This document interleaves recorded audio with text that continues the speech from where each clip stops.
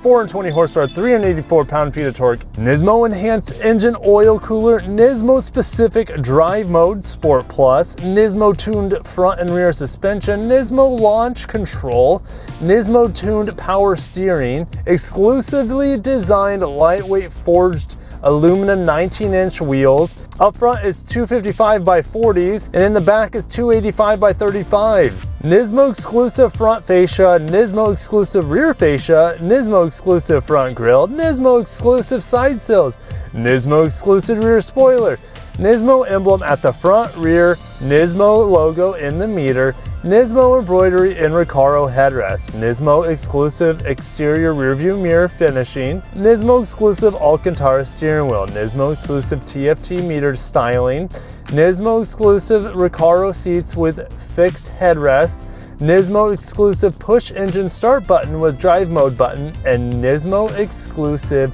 380mm front brake rotors. Did Nissan's illustrious racing division just create the ultimate tuner car from the factory? Today we'll find out.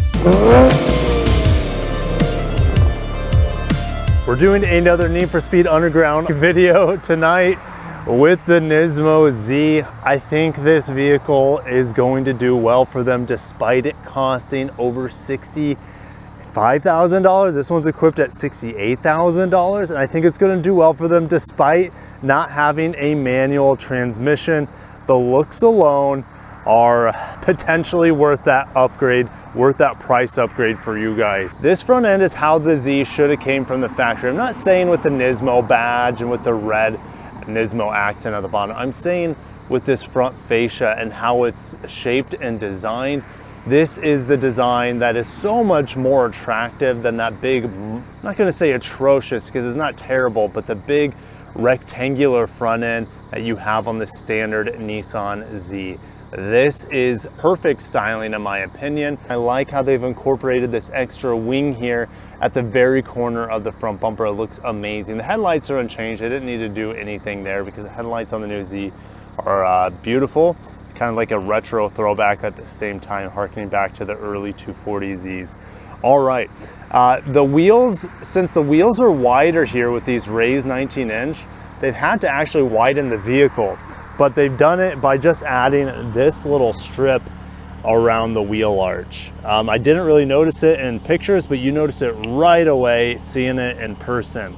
Also, I feel like this side skirt, this red side skirt at the bottom, while it looks really cool, I feel like it is wider than the normal Z because getting in and out, I have like hit my Achilles on it, and that doesn't feel good, but I'm sure I would get used to it very quickly if I was driving this quite often and if I owned it. So side profile of the Z, well, this has the two-tone paint color, which is not a cheap option, but you see the red at the bottom of the mirror. You got the red painted calipers in the back. These tires, these 285s in the back, are super fat, super sticky.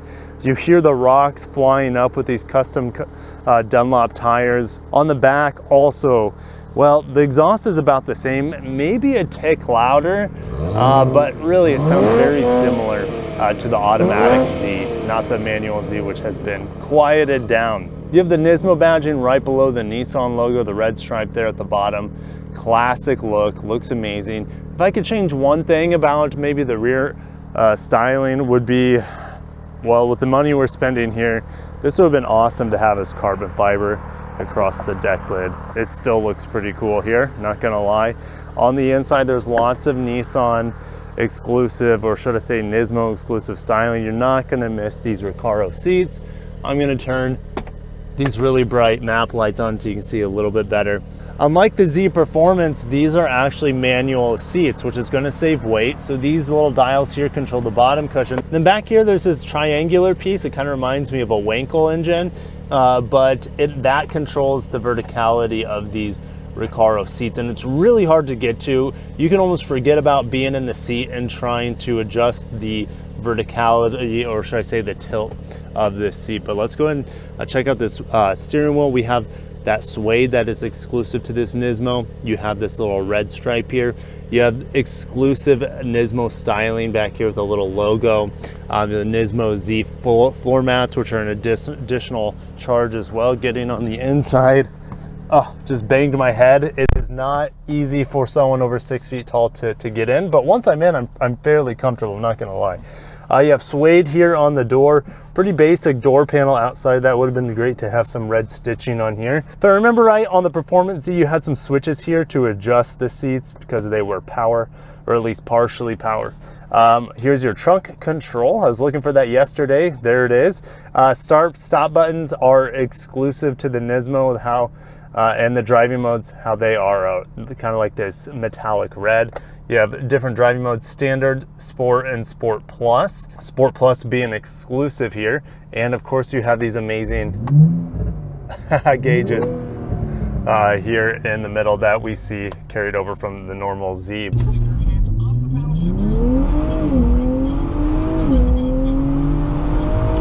0 to 60 in 4.45. I couldn't figure out how to trigger launch mode after as many failed attempts. I'll go ahead and put up how that compares to the Q50S Red Sport that I just reviewed last week, because it is going to be a pretty similar 0 to 60. Now that car obviously had all-wheel drive, different automatic transmission, different tune to this twin turbo V6, but it was no slouch when it came to performance either. You know, AC is working in here really well. It's not hot out. Well, relatively, it's 71 degrees. We're kind of in a cold front down here in South Florida in mid-October. But in the middle of the day, 90-degree weather, the Z doesn't do the best job at cranking down the temperatures in here, but you know, it gets the job done pretty quickly because the cabin in here is so small. Okay, so the first thing I noticed when I started driving the Z, well, specifically this Nismo Z, is that the suspension is much stiffer. Is it too stiff for the streets? No, but it's getting close.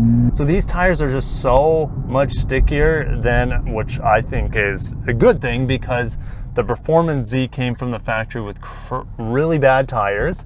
And we can get into the shifts are fast. I lost the camera here because I have nowhere to suction the camera. And it's not easy to stick it between these seats in the center console or anything, because these seats are lighter and there's not a lot of fluff around them. So it's hard to wedge the camera into areas of the car for it to stick. And yeah, I don't have any suction cups with me, so maybe I'm ill prepared. But you know, let's play with the paddle shifters. They are enormous. They're right here behind the steering wheel. There's 6, there's 5, there's 4, there's 3.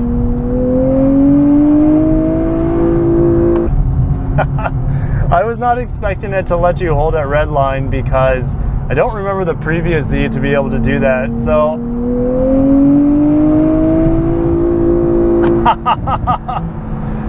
not quite as satisfying as holding the 5-liter V8 from the LC500 at red line.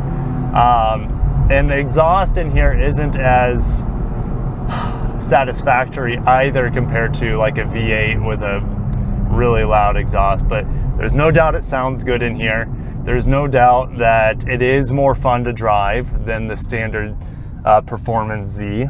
I do have a rev indicator here at the top, but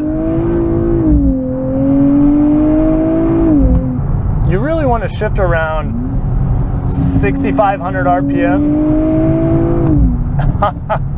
This does have significantly more power than the old Z. So I have so much, like I mentioned, so much better, fatter tires in the back, and I'm still seeing some traction losses above 60 miles an hour, which I saw that in the gosh, words are hard this morning. I've seen it in the Supra, and I feel like now the Z has Supra levels of performance, at least from the powertrain, with this 420 horsepower and 384 pound-feet of torque. It does. Unfortunately, it costs so much more than the Supra. Now it looks amazing. I think this will, you know, if they were the same price, I'd probably pick this, because the looks here, they've absolutely perfected the looks of the Z with the front end on this NISMO. I think it looks a lot better than the Supra, all variants of the Supra. I'm not a big fan of all the fake vents and extra details that they have on that car. But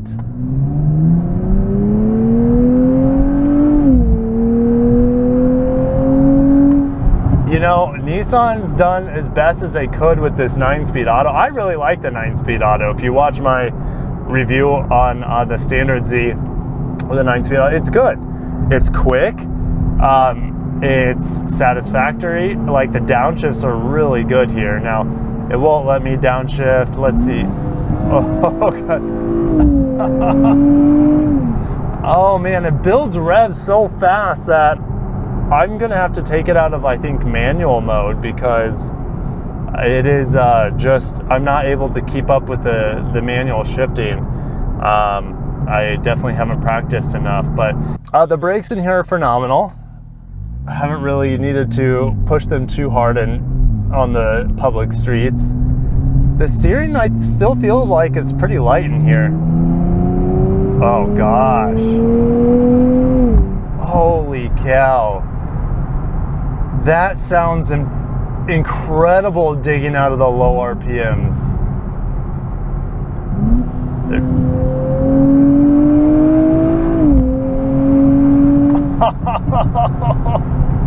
Yes. Oh man, it let me downshift right below 5,000 RPM there into third.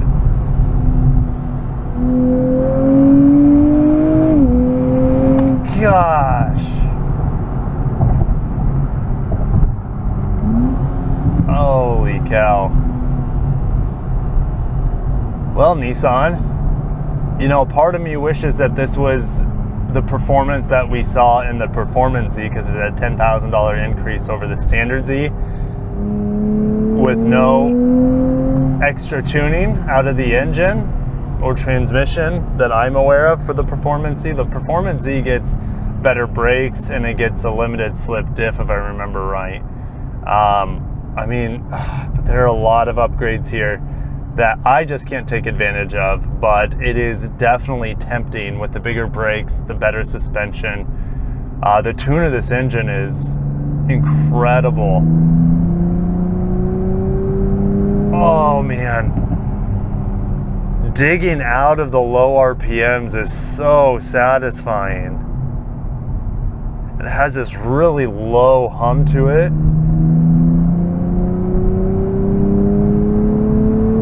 Oh man, see, I'm not even like going that fast, but to me that's more fun than just pinning the throttle and flying through the gears, is that beautiful exhaust note that the NISMO team has been able to get out of here. I didn't think it was that much better than the standard Z, the Z Performance model, I should say, but holy cow, is it impressive. I could not figure out launch control for the life of me in this car, but I still was able to put down some respectable times.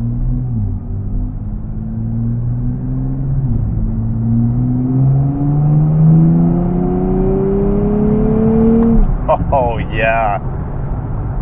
Oh man. And when you downshift, you do get some crackles and burbles in the back. It's just enough. I would say it's somewhere between like the Integra Type S cracks and burbles, which they're, you know, Acura's really proud of, but you hardly hear them at all. And then on like the other far end of the spectrum would be something like the LC500, which is just incredible. Yeah, it's there. Hopefully the camera and microphone can pick up those cracks and burbles. They're okay. They're good. They're better there than not there at all.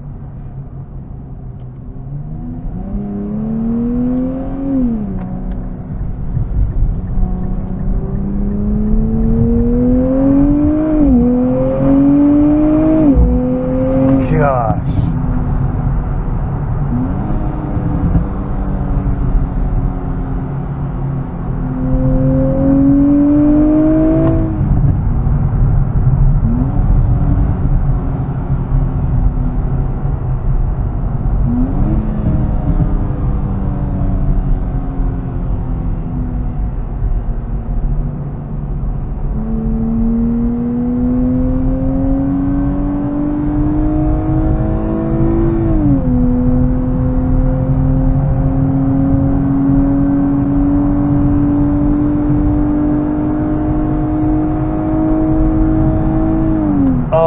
man, this is addictive. I'm not even going that fast, but this exhaust note and this engine note is just so good on this NISMO. Anyways, am I sad that there's no manual transmission? Of course I am. But I'm still having a hell of a time here with this 9-speed. And like I mentioned, without it being a dual clutch, this is about as good as it can get. And I heard Nissan does have prototypes of the NISMO in Japan, of course, with the manual transmission. So I wouldn't write it off quite yet. I believe it will come. You can still get the manual on the performance as well as the standard Zs, but in my opinion, it's not good enough. And if you watch my last review with the manual Z, like there's like a false 7th gear because when you try to push it in a 5th, it had this extra dead space to the right of it that the shifter would allow you to go and there'd be nothing there. And it's just a bit clunky. It's a little mechanized. It's not very smooth to start, and it's not very smooth to bang through the gears either. And I think that's why NISMO probably stuck with the 9-speed auto, because it's a better experience. If they came out with the NISMO Z with the same sort of clunky shifter and unrefinement that we see on the 6-speed manual other Zs, I would have put a nail in it right away, because it's not good enough to wear the NISMO badge. This is. You might be saying I'm crazy, but I'm telling you, like, I'm able to extract the performance of this car and do it with a huge smile on my face. And that's all you can ask for an automatic. So Nissan has done it. They have created the NISMO with success here, even though it's very expensive and even though there is no manual transmission. It is still going to be, I think, something to hold on to, maybe as a collector's item. I mean, look, there's hardly any Zs on the market. And then you introduce this even more exclusive model into the lineup that costs this one costs nearly $70,000. So anyways, Nissan, thank you for sending me the NISMO Z. And I can only really drive this car to some of its full extent when there are no cars on the road. So that's why I like doing these nighttime reviews with these performance models. I get a Honda Civic Type R next, and like the Type S and like this car, I think I'll do a night driving impressions as well, because therefore I can actually push the car and have a hell of a good time instead of being held up by snowbirds down here during the day. But thank you guys for watching, and I'll catch you guys in the next video. Can't wait to see your comments down below on the NISMO Z, its performance, its automatic, its looks, its price tag, all the above down below. Thank you guys. Have a great day and peace.